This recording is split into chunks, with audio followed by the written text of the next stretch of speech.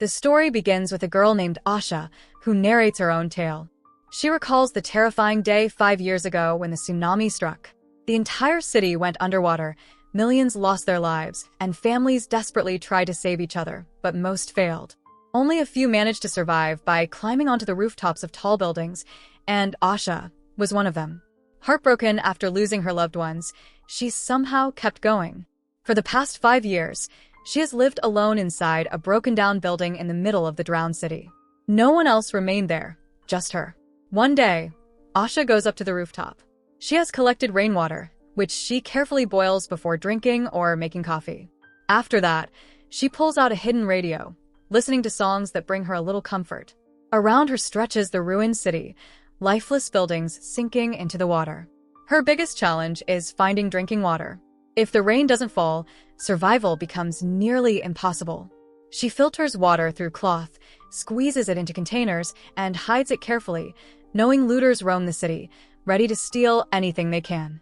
She even keeps track of every bottle in her diary. One day, while scanning the horizon with her binoculars, she sees a distant building collapse into the sea. Then she notices a box floating nearby and hurries down to try and retrieve it. Using a hook, she struggles to pull it toward her. The current and fish tug it away, cutting her on broken glass. Still, she doesn't give up and finally drags it in. But inside is nothing useful, just a bottle of liquor. She takes it upstairs and uses it to clean her wounds. Just then, she hears noises. Looking out, she spots a group of looters heading toward her building. Panicked, she hides her supplies under garbage and retreats to a secret safe room. The looters search the building but find little.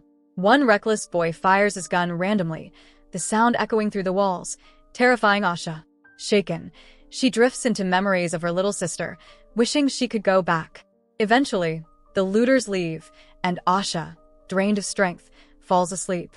That night, she dreams of her family drowning. No matter how hard she tries, she can't save them. The next day, while preparing to sleep, she hears strange noises again. With a flashlight, she searches but finds no one, though her instincts tell her someone has broken in. After washing her hands, she leaves the soap behind. Soon, a small girl appears, picking up that same soap. Asha catches a glimpse of her, but before she can react, the girl strikes her, knocks her aside, and runs off to hide deeper in the building. The following morning, Asha finds the girl asleep on an old couch in another room. She doesn't wake her, simply watches and leaves. Later, however, the girl sneaks into Asha's room, stealing supplies and even finding old photos of Asha with her younger sister. When Asha walks in, she snatches the photos back, but the girl runs off again. Unsure of what to do, Asha tries to put it out of her mind.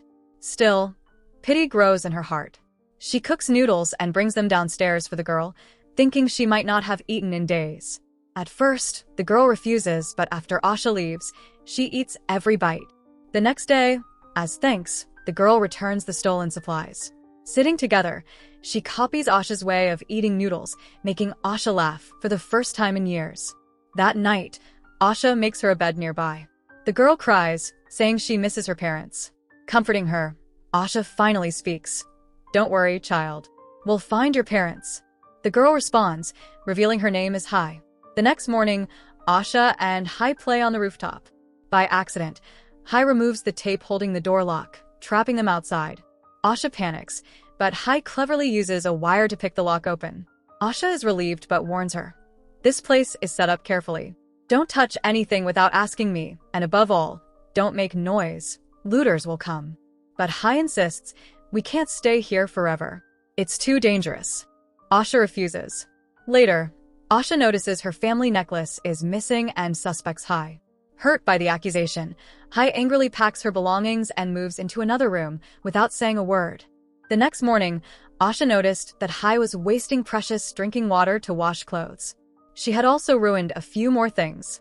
But since Hai was still upset with her, Asha stayed silent.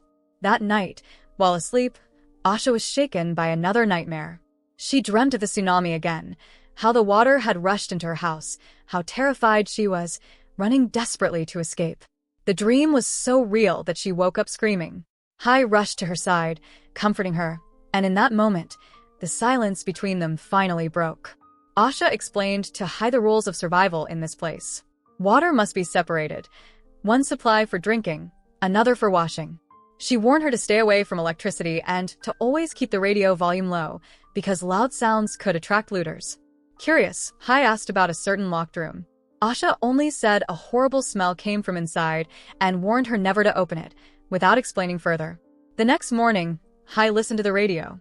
The broadcast announced that the government was rescuing survivors and moving them to safer cities with food, water, and a chance at a new life. Excited, Hai told Asha they should go, but Asha flatly refused. Angry, Hai called her a coward, someone too scared to face reality. "How can you think you'll survive here forever?" she demanded. When Asha still refused, Hai decided she would leave on her own. She tied empty bottles together, planning to build a raft. Asha tried to stop her, warning that the waters were filled with sharks and dangerous creatures. The safe zone was too far. Food and water could run out before they ever reached it. But Hai held up a flare gun, insisting she could protect herself. Seeing the gun frightened Asha.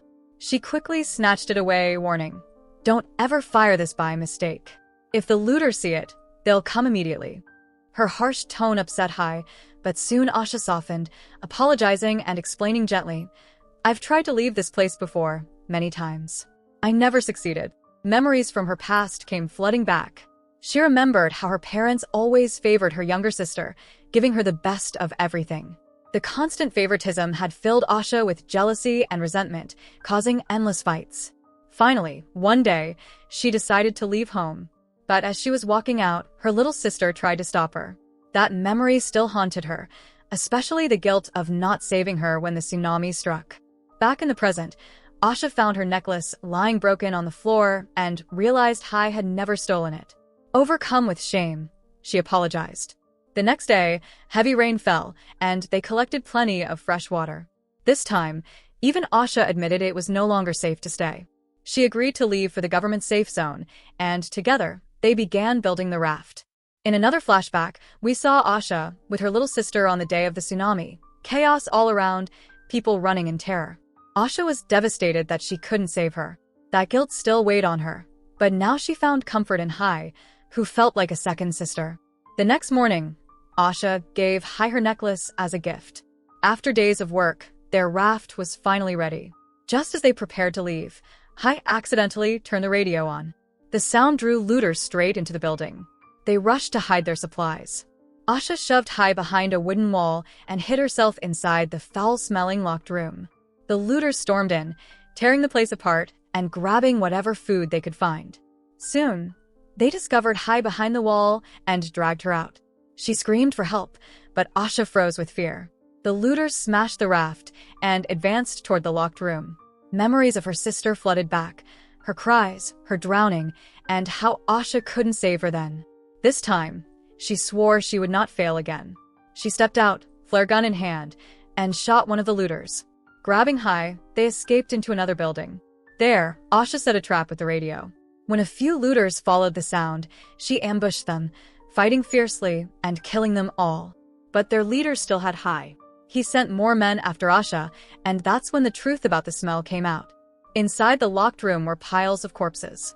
Asha used them to terrify the intruders before attacking, killing the rest, and taking one of their knives. Finally, she faced the leader on his ship. A brutal fight broke out, and in the struggle, Asha, Hai, and the leader all fell into the water. Sharks circled beneath. Summoning all her strength, Asha pulled Hai to safety, leaving the leader behind. Moments later, the shark dragged him under. Asha and Hai climbed aboard the looter's ship, which was stocked with food, water, and supplies. That night, for the first time in years, Asha slept peacefully, without nightmares. The next morning, the two girls woke with smiles on their faces. Their destination was finally in sight. With hope shining in their eyes, they looked toward the horizon. And with that, the film ended on a hopeful note. So that's it. Hope you enjoy the story. Subscribe and press the bell icon for more videos.